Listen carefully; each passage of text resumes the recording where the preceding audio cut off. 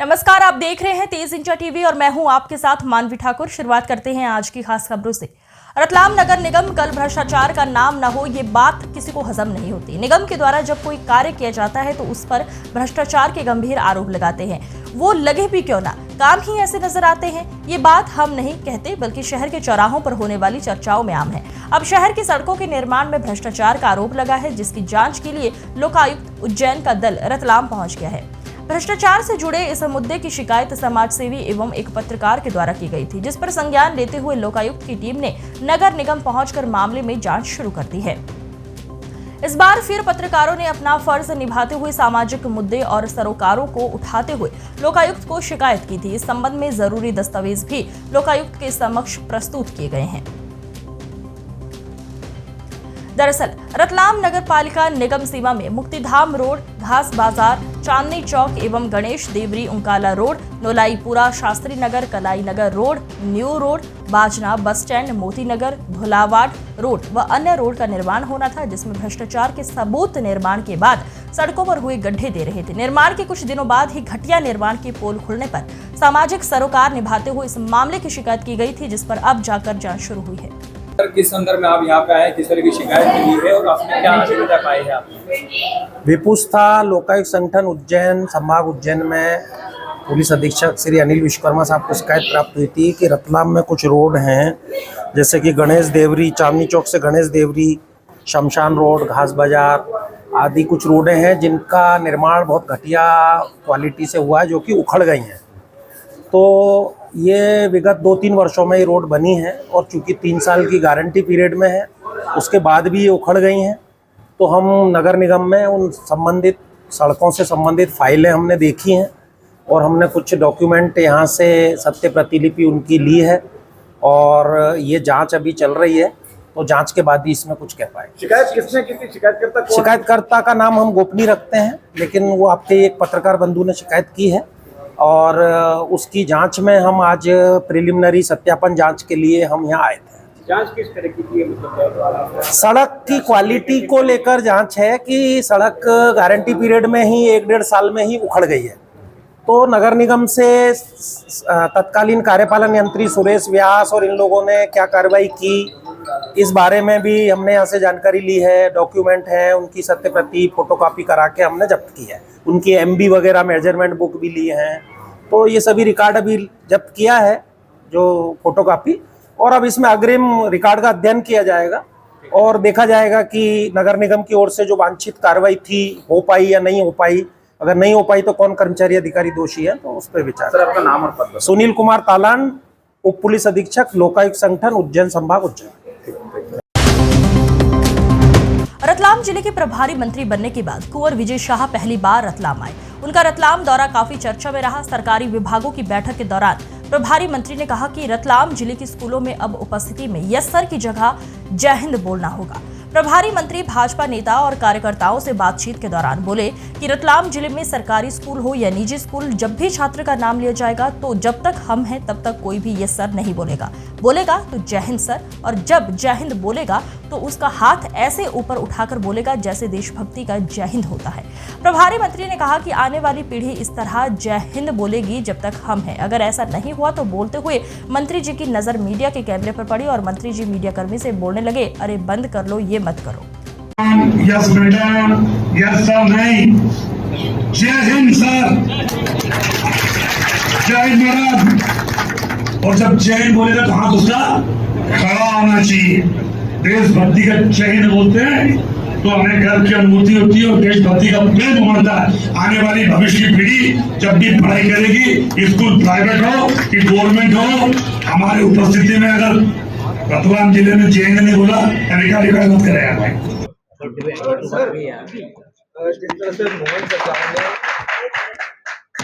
मोहन सरकार ने जिस तरह से जन्माष्टमी को लेकर के एक फैसला किया था, काफी सराहना भी हुई थी तमाम शैक्षिक संस्थाओं को लेकर के। अभी आपने भी एक बयान दिया है कि अब जो है यस सर कल्चर खत्म होगा और बच्चे जो हैं वह जय हिंद बोलेंगे। तो क्या यह जो बयान है ये बयान तक सीमित रहेगा या फिर? बयान नहीं है, हर स्कूल में जय हिंद बोले। जय हिंद बोलने से देशभक्ति के जज्बा पैदा होता है। यस मैडम, यस सर से क्या होता है? वो आदेश हमने जारी कर दिए हैं, कॉपी है आपको, निकलवा लीजिए। 6वीं से 12वीं तक के स्कूल, चाहे वो प्राइवेट हो और चाहे वो गवर्नमेंट के हो, जनगण मन अनिवार्य होगा, झंडा वंदन होगा, बच्चे रोटेशन में बैठेंगे। ये आदेश हमने कर दिए हैं, उसका सख्ती से पालन कलेक्टर साहब की जवाबदारी कराने की। 1ली से 5वीं तक झंडा वंदन की अनिवार्यता को हम बात कर रहे हैं, लेकिन रोटेशन और जय हिंद तो 1ली क्लास से भी होगा, उसकी आप चिंता कर लें। हम बयान नहीं देते हैं, हम आदेश देते हैं। एक खिड़की की बात की है आपने, एंट्री की खिड़की। देखिए, पहली बार रतलाम प्रजातंत्र में राजनीति हमारा कोई व्यापार व्यवसाय नहीं, जनता की सेवा का माध्यम है।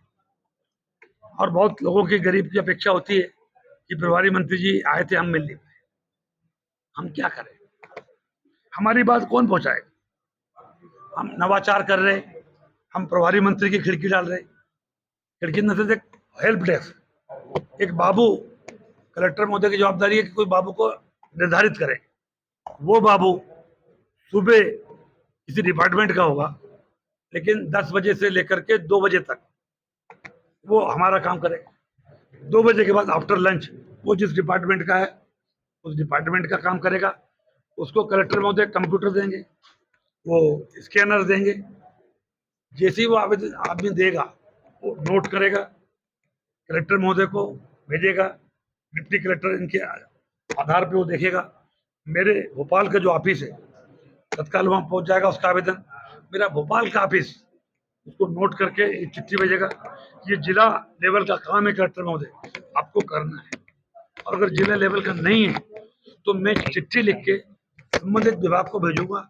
और जब महीने भर बाद जब मैं आऊँगा तो मैं मेरे बाबू को आने के पहले मैं फीडबैक लूंगा कि मेरी खिड़की में वो जो चिट्ठी आई थी, अब मैं जा रहा हूँ रतलाम, उसका क्या हुआ।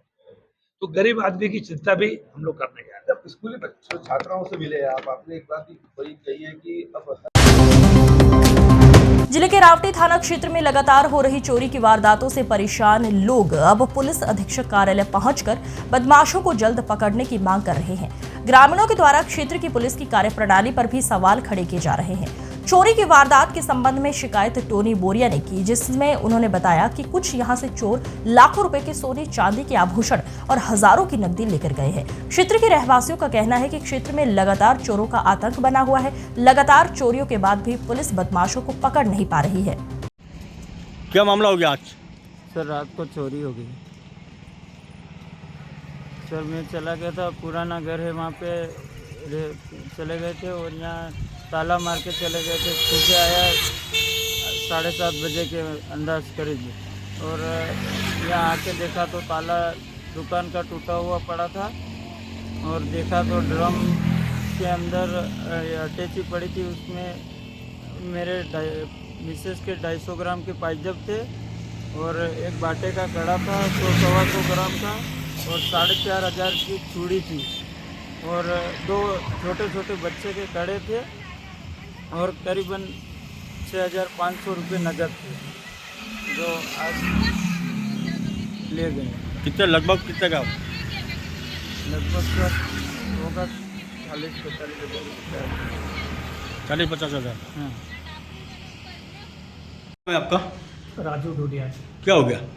चोरी हो गई सर और सोने के 2 कड़े थे, उसके बाद में कंदोरा था चांदी का और चांदी की झुमकी थी और केस था 30,000। लगभग कितना गया? ये करीबन 1.5-2 लाख। क्या मामला हो गया आज? मेरा नाम शेखर पटेल है। हम लोग कल रतलाम गए हुए थे तो रात में घर में चोरी हुई और अलमारी में से जो 2 चांदी के कड़े लेके गए, एक 250 ग्राम का था, एक 200 ग्राम का, एक सोने की चेन और एक 25 के आसपास का केश था, वो दोनों लेके गए। अलमारी टूटी हुई है और ताले पूरे तोड़ गए।